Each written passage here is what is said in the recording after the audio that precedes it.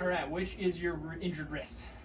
That one, fantastic. So I want you to take your good wrist for me, bend your arm at 90 degrees, and just kind of keep that thumb out for me.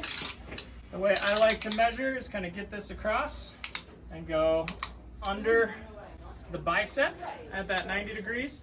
And you do kind of want that 4 or 5 inches on either side.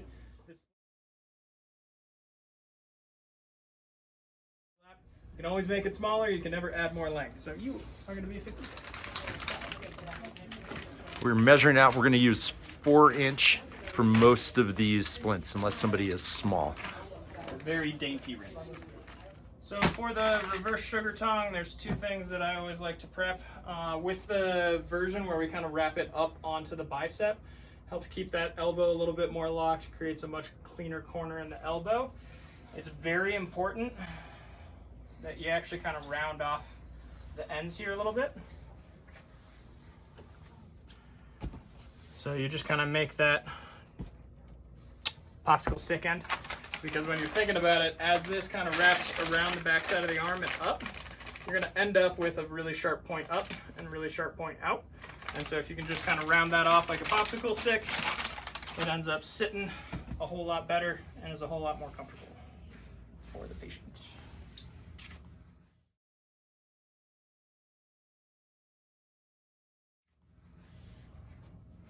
And then taking a little bit of extra material off just so that all of that fiberglass is encased in the padding.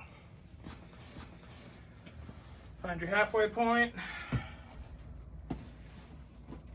The way that I like to do this is we'll cut from making sure that you have that open end about 80% of the way through.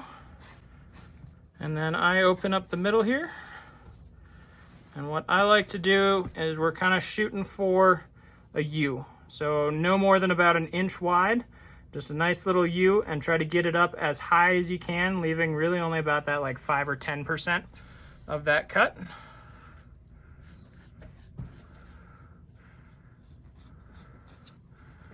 And then trying to be real clean with the fiberglass that's left over at the top of this little arch, because that's right where the webbing of the thumb is going to be.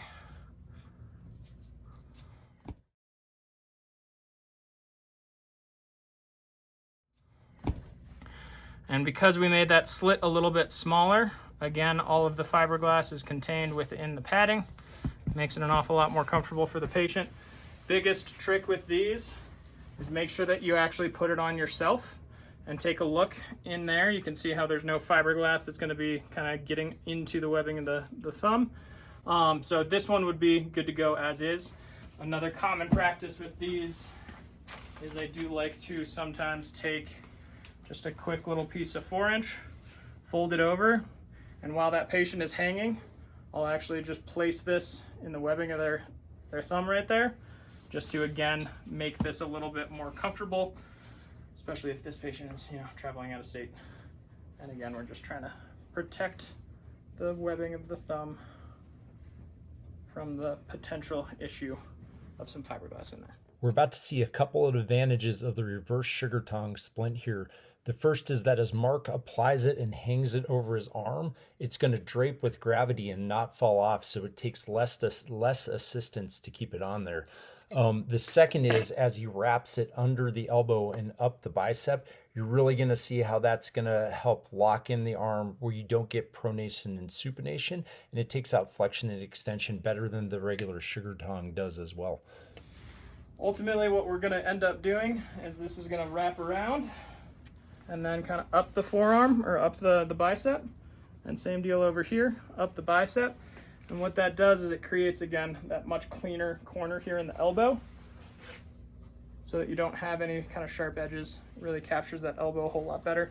And that's where, again, you can see rounding off that fiberglass up in here, you get a very nice, clean, rounded edge instead of anything that's sharp that might kind of get into the upper bicep there.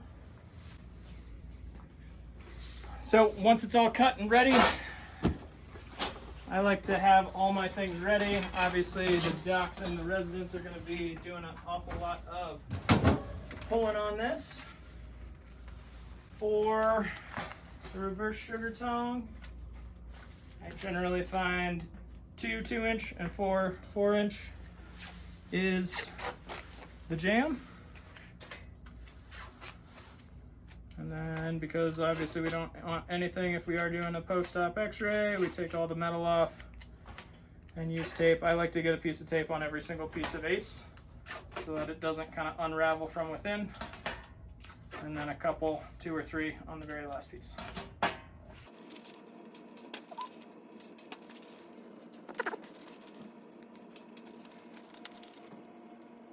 All right.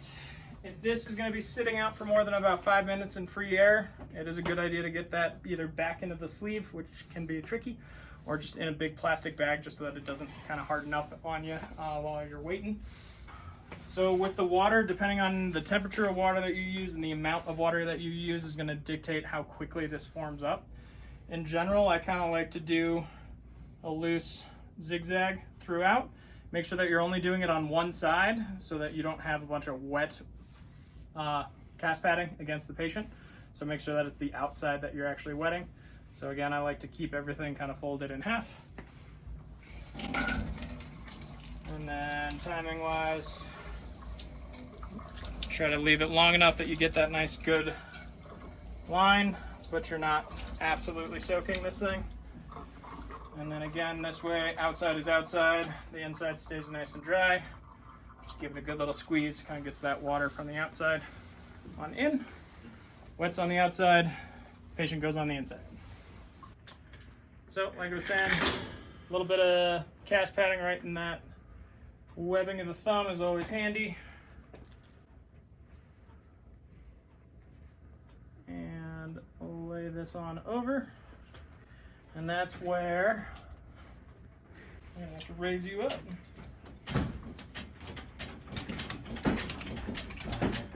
Yeah. Because I want you at that 90-degree position.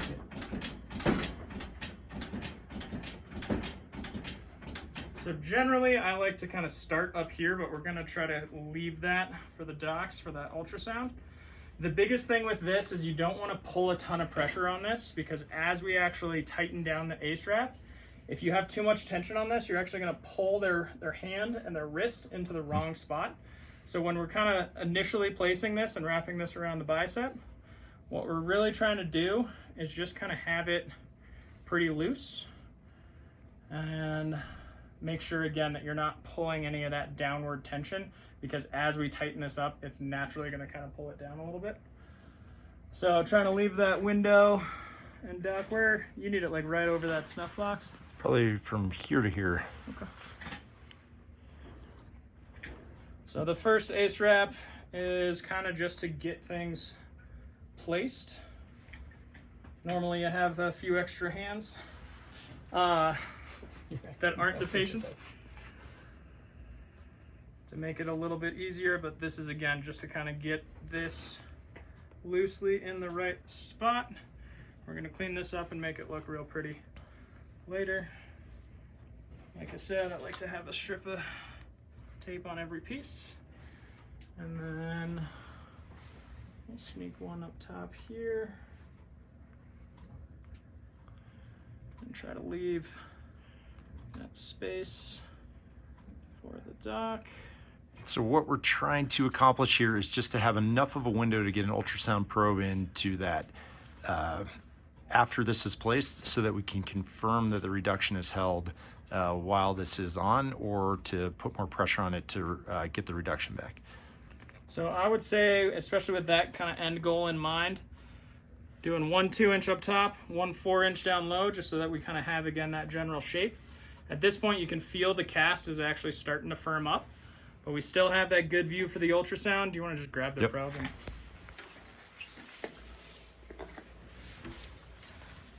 So our goal with this is to be able to get the ultrasound into that spot where we can see the distal radius, and we'll be able to see if we've held alignment during that time, because a lot of times we lose a little bit of force as we're transitioning to get the splint on. So it's just going to be just like that. And this is where we still have the time to actually kind of manually manipulate, looking across and kind of seeing where we are with our structure in the wrist. But this cast is getting pretty darn firm. Yep. So with this in mind, we do need to make sure that you're using the right amount of water. What I used earlier was cold water, and I would say maybe just a little bit too much. So moving a little bit quicker under the faucet, just so that you have a little bit more time to get this done. Okay, yeah, that's getting pretty. And so that's where the biggest thing with this is really making sure that you have everything prepped and ready to go, so that you can maximize the amount of time that you have doing this actual reduction with the assist of the ultrasound in the reduction. Once it's firmed up and everybody's happy, this is not set yet. This is going to be still super loose. And so you get everything where you want it as best you can. And once it's set, that's where we can kind of hand off and finish getting it nice and pretty. So that's the second 2-inch up top. And the thing that I have always been taught over and over again with splinting in acute settings is that these ace wraps often get over tightened. So it's really just rolling it out. You're not actually pulling much tension on it at all. And you get extra credit points if you can make it real nice and pretty.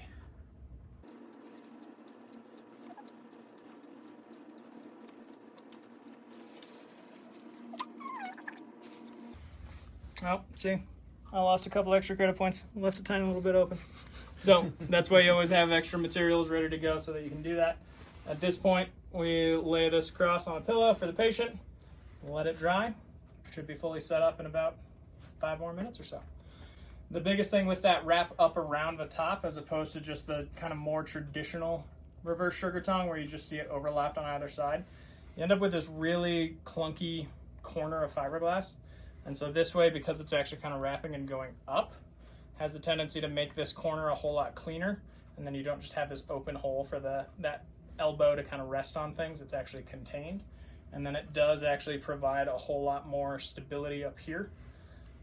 Again, the biggest thing being that you're not overly tightening this around that bicep when you're initially putting this on. You got to leave it a little bit loose, because as you tighten it, as you actually put the ace wrap on, it is going to pull that, has a tendency to pull it down, and you obviously don't want this position. Yep. Awesome, thank you.